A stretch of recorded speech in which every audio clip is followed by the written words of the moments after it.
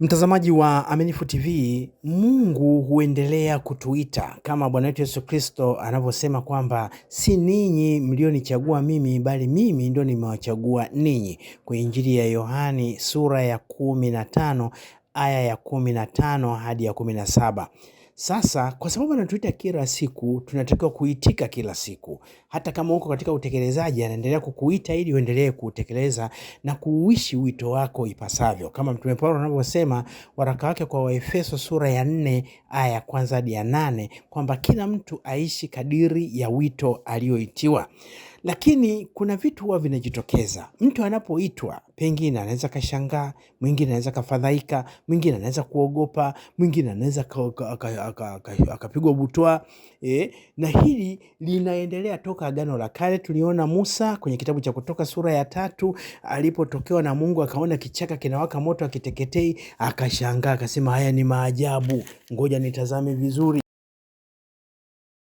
Hata mama yetu Bikira Maria alipotokewa na malaika Gabrieli kwenye Injili ya Luka sura ya 1 aya 26 hadi ya 38. Lakini nabii Yeremia pia tunasikia Mungu anamuita akiwa na umri mdogo kabisa, miaka kama 19. Ukisoma kitabu cha Yeremia sura ya 1 aya ya 1 mpaka ya 5, Yeremia alilalamika akasema, kwanza mimi ni mdogo na nituma kufanya kazi hiyo kubwa. Akamwambia usijali, kwa sababu hutaenda udogo wako huo, usijali kwa sababu mimi nitakupa maneno yangu. Kwa hiyo hofu humpata kila moja. Sasa katika Agano Jipya na hali ya leo hii, je, watu mbalimbali wanaoitwa kwenye ndoa, wanaita kwenye mito mingine mitakatifu, labda utawa wa kike au wa kiume, kwenye wito wa daraja takatifu ya upadre, na wao huwa wanajisikia hivyo? Hebu fatana na Aminifu TV uweze kupata ushuhuda kwamba haya yaliyotendeka, kwa sababu Yesu Kristo ni yeye yule jana, leo na hata milele. Waraka kwa Waebrania sura ya 13 aya 8. Sasa sikia, yanadhihirika hayo kwamba yeye ni yule yule anayeita. Kama aliita watu wakapata hofu wakati huo miaka 2000 iliyopita, basi hivyo hivyo hata leo akiita, mtu anaweza kasikia hofu, anaweza kasikia kufadhaika. Tumsifu Yesu Kristo. Bikira Maria anashangaa, anasema inakuaje? Maanake hiyo salamu naiona mbona ni ya ajabu. Mwezi wa 6 malaika Gabrieli alitumwa na Mungu kwenda mpaka mji wa Galilaya jina lake Nazareti, na kwa mwanamwali bikira aliyekuwa ameposwa na mtu jina lake Yusufu wa mbari ya Daudi, na jina lake bikira huyo ni Mariamu. Akaingia nyumbani mwake, akasema, salamu uliyepewa neema, Bwana yu pamoja nawe. Naye akafadhaika sana kwa ajili ya maneno yake, akawaza moyoni, salamu hii ni ya namna gani?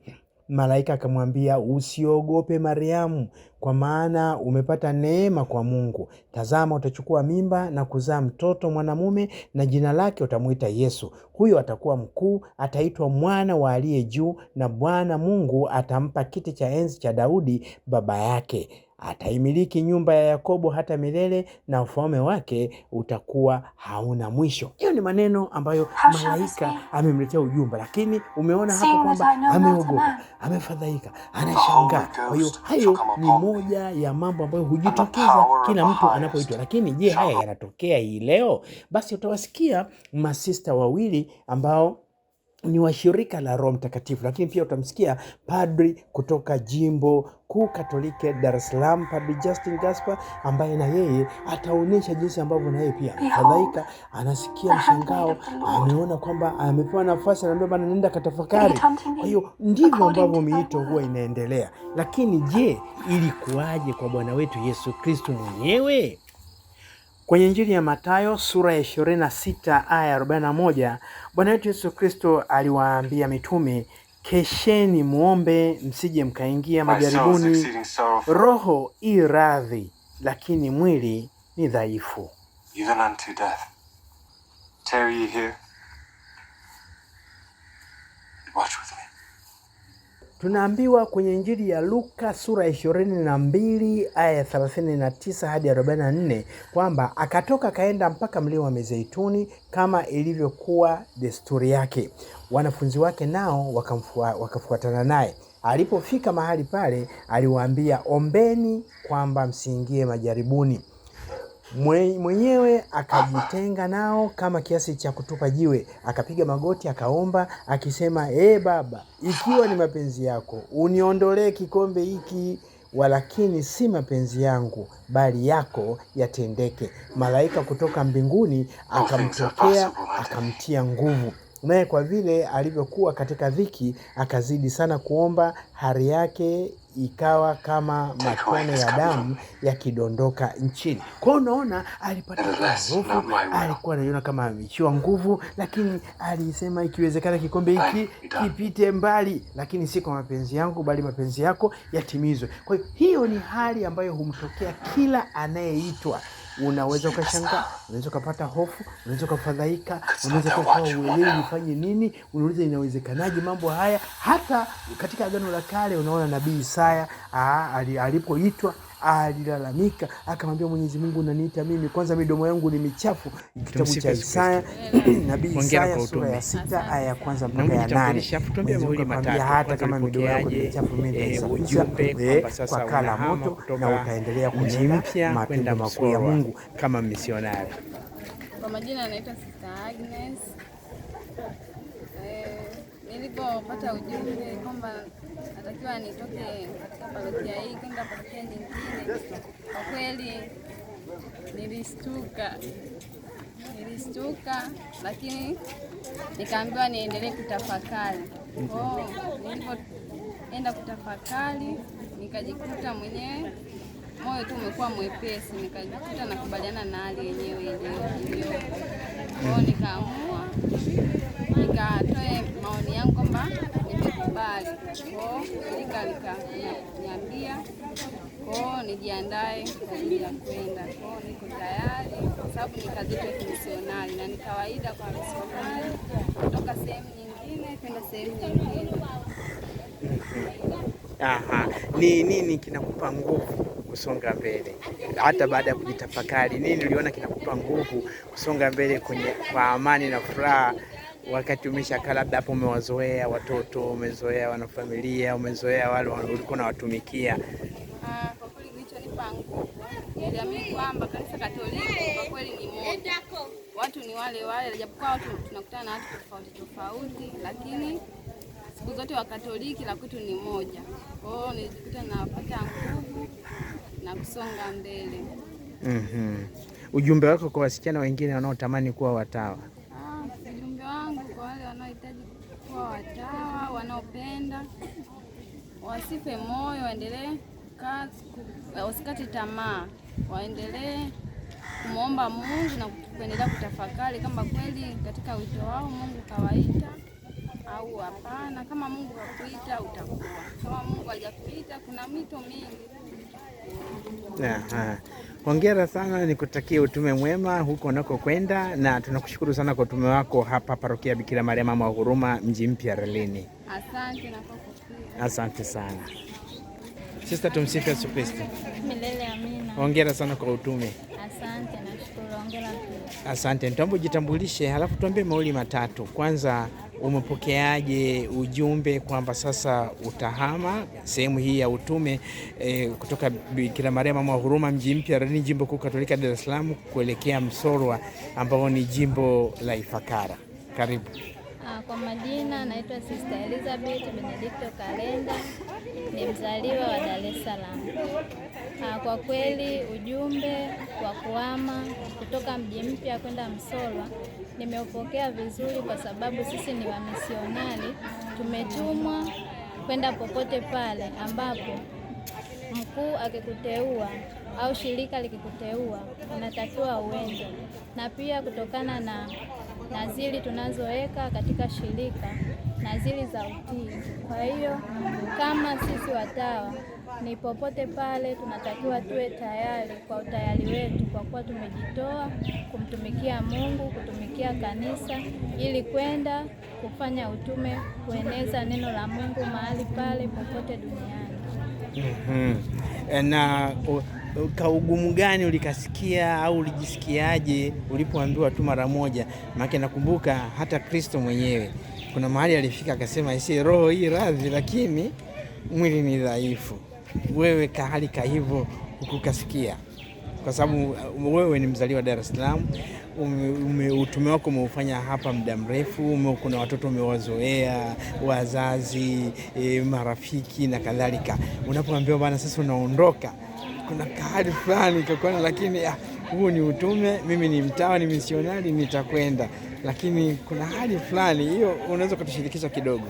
Kwa kweli nilivyoambiwa unahama kutoka Mji Mpya kwenda Msolwa, kwanza nilipatwa na hofu, lakini nikasema kwa sababu nimeitwa kwenda popote pale inabidi nikubali, na pia kutokana na watoto ambao nimewazoea, walezi na waumini kwa ujumla, ilinipa ugumu, lakini sikufanya kitu chochote kile, bali ni jambo la kumshukuru Mungu, kupokea kama lilivyo na kwenda kutumikia tena watu wengine huko Msolwa, kwa sababu uhitaji wetu unahitajika mahali pote pale duniani. Nini kinakupa nguvu kusonga mbele katika maisha yako ya utawa? Kinachonipa nguvu kwanza ni sala, pia imani ya kujivunia mimi ni Mkatoliki, kwa sababu tunamtumikia Mungu ni mmoja tu, na pia tunaambiwa tujivunie kwa kuwa sisi ni Wakatoliki, sio kwenda hapa kwenda pale, kwa tusimame na imani moja tu. Na pia sala ndiye inayempa binadamu nguvu au mtu yoyote nguvu, ili aweze kuendelea na maisha ya kusonga mbele katika maisha ya utawa au maisha ya ulei. Una umri gani kwenye maisha ya utawa? Nina umri wa miaka 3. Miaka 3. Hongera sana. Na nataka upeleke tu ujumbe kwa wasichana ambao wanajisikia wito, lakini pengine wanasita au wengine hata wanazuiwa na wazazi wao. Kwa kweli ujumbe wangu kwa wasichana, kwanza kabisa niwaombe wazazi wawaruhusu watoto wao kujiunga na mashirika mbalimbali. Mashirika yapo mengi, mashirika ya jimbo na mashirika mbalimbali. Pia ni kuwaombea wasichana wengi ili wajiunge utawa, kwani dunia ya sasa si nzuri. Kwa hiyo na washauri wasichana wajiunge utawa ili tuweze kumtumikia Yesu Kristo na kuweza kutuliza moyo wake mtakatifu, ambaye tumeitiwa sisi kama watawa kuwasaidia watu na kuwasaidia watu mbalimbali. Asante sana. Malizia ujumbe wako kwa wazazi na walezi. Baadhi ya wazazi wanawakataza mabinti zao kujiunga na mashirika ya utawa au kwenda kwenye mito mingine mitakatifu, labda upadri, ubruda na kadhalika. Wanakuwa wanawakataza, wanaambia kazi gani hiyo, ulipi mshahara nini, sisi tunataka wajukuu.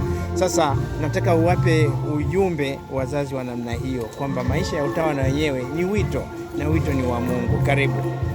Ujumbe wangu kwa wazazi kwamba wazazi tuwaruhusu watoto wetu wajiunge na utawa, kwa sababu ni kujitoa kwa Yesu Kristo. Ni sisi wenyewe tunajitoa, sio tusubiri mshahara, kupokea mshahara au nini. Au wazazi wengi wanasema nitakosa wajukuu. Hamna, hilo ni jambo la kumshukuru Mungu na kujitoa kwa Mungu ambaye ndiye anayetupa uhai, anatupa nguvu ya kuweza kuishi hapa duniani.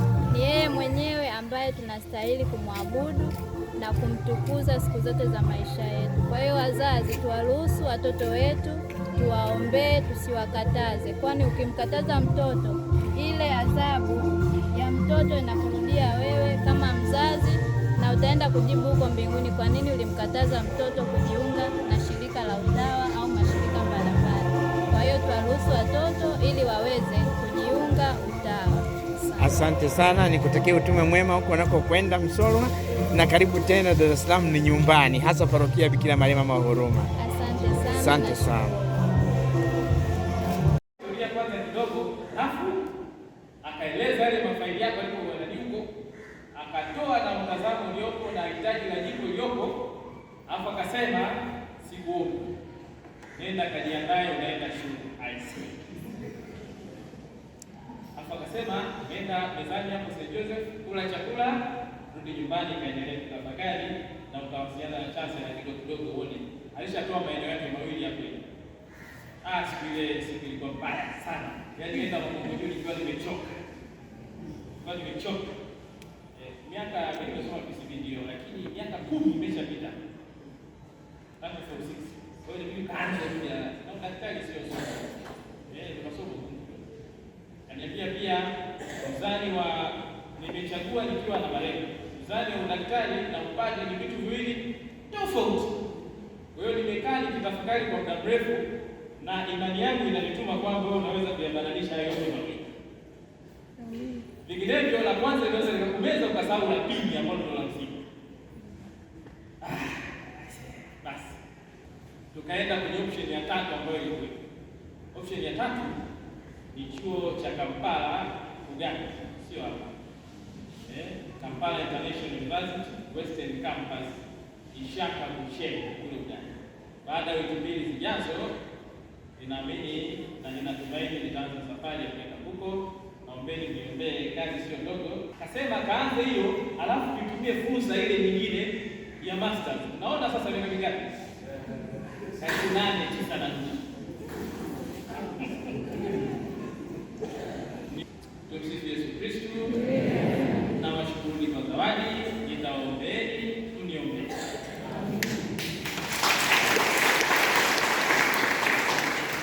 Tusimame kwa baraka.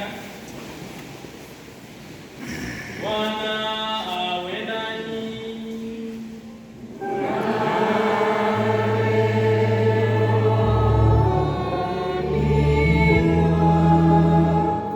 Inameni mpate baraka.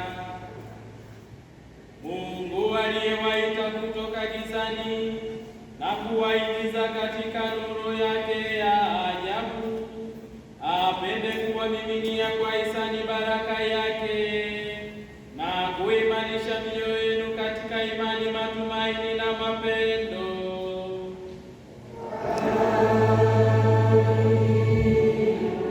Kwa vile ninyi mnamfuata kwa imani ya Kikristo, ambaye leo amejidhihirisha ulimwenguni kama nuru ing'aayo gizani, awafanye ninyi pia kuwa nuru kwa ndugu zenu.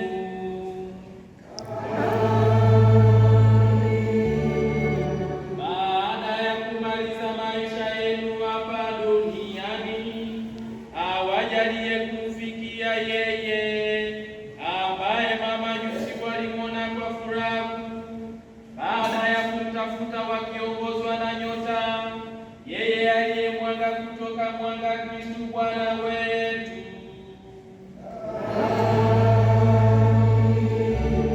Na baraka yake Mungu Mwenyezi, Baba na Mwana na Roho Mtakatifu, iwashukie na kukaa nanyi daima.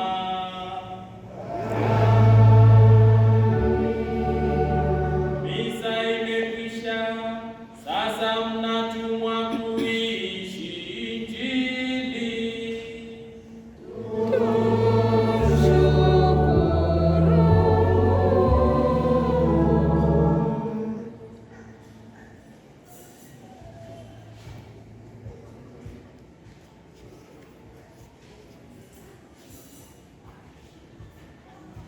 Basi wenye sakramenti mtafungulia sakramenti kwa sababu ya muda